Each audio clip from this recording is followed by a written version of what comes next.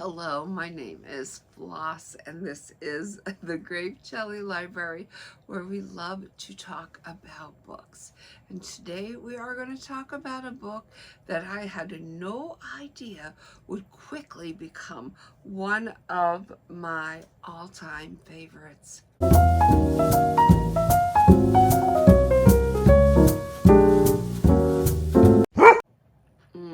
I am telling you. Okay, so if you're out and about, let me get this sticker off because I don't feel like ever, it's just my preference. I don't feel like presenting a book to you with stickers all over it is appropriate. I feel like it takes away from the beauty of the book, and this is a beauty. And I'm just telling you, this feels like heaven in my hands. I'm rubbing it like a genie with a magic lamp. It feels wonderful.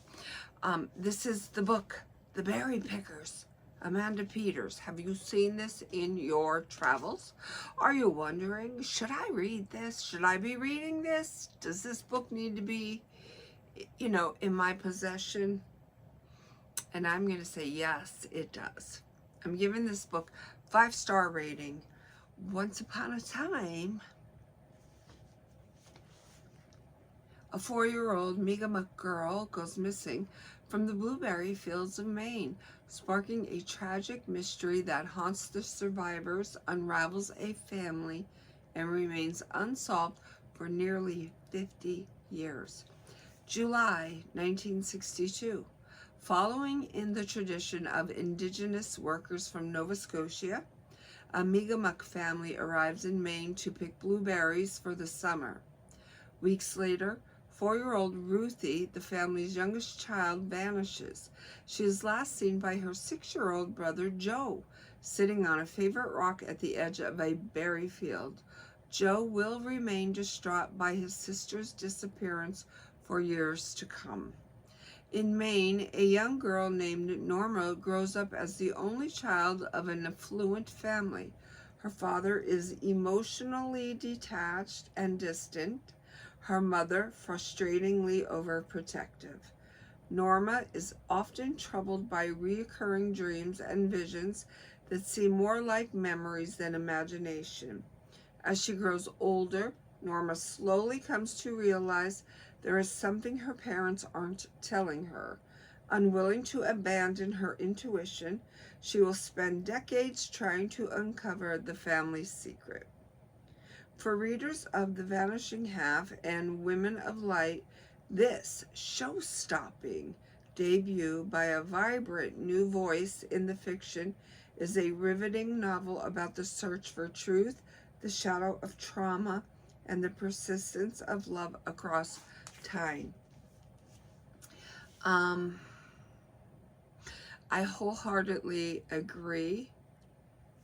I'm in accordance with every word that was just spoken. As I was listening to the audible version of this, I said to myself, I'm enjoying the journey. I'm enjoying where the book is taking me. Then came a point in the book where it became very transparent, and I was starting to become disappointed in this book.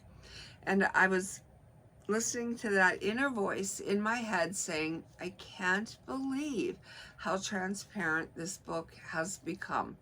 It has taken me from here to here in a quick amount of time, and I just don't know how to feel about that anymore until it happened. And then I said to myself, this is no longer a book that you need to be listening to. This is a book you need to go out and acquire. This book needs to become a permanent fixture in your library. Incidentally, oh, does it feel wonderful? It's so soft, like a bunny rabbit. I don't know what kind of covering this is, but it's wonderful. I love it. But anyways, this is now a book that will forever remain a part of my library. And there's a character particularly that has touched my heart. And I want to say that it is 4-year-old Ruthie, because I love children. They make me laugh. They bring out my happiness.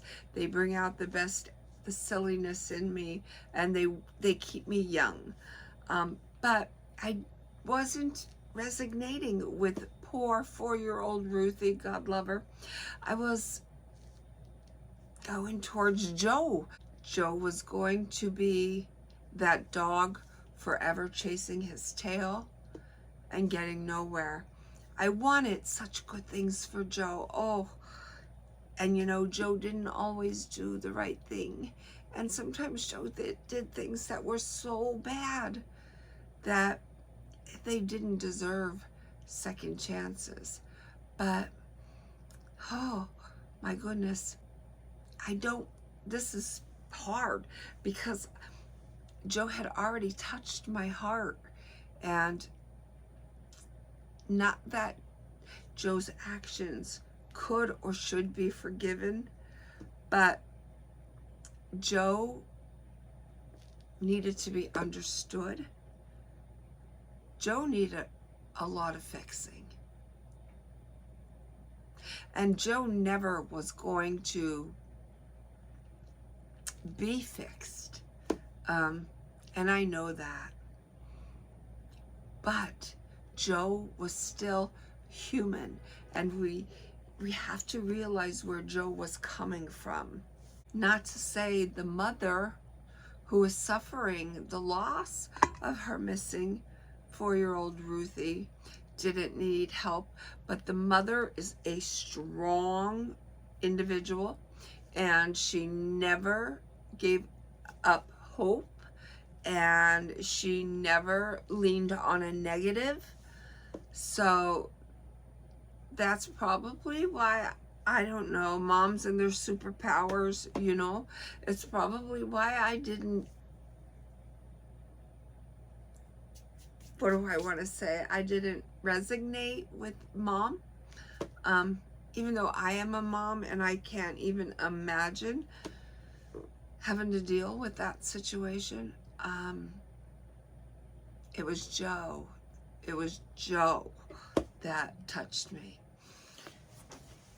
I'm going to give this book an absolute positive 5-star.